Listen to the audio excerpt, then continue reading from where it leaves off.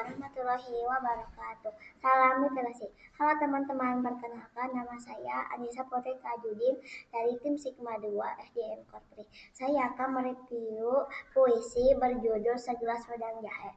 Puisi ini membahas tema kerinduan, kehangatan, dan kasih sayang yang dihadirkan melalui simbol segelas wedang jahe. Minuman ini hangat tersebut menjadi lambang perhatian, doa, dan cinta yang mampu menghangatkan hati di tengah kerinduan embun sehingga menciptakan suasana yang tenang dan romantis amat. Yang disampaikan adalah bahwa kasih sayang yang tulus tidak selalu diwujudkan dengan kata-kata, tetapi juga melalui perhatian sederhana yang memberikan kehangatan bagi orang lain. Wassalamualaikum warahmatullahi wabarakatuh.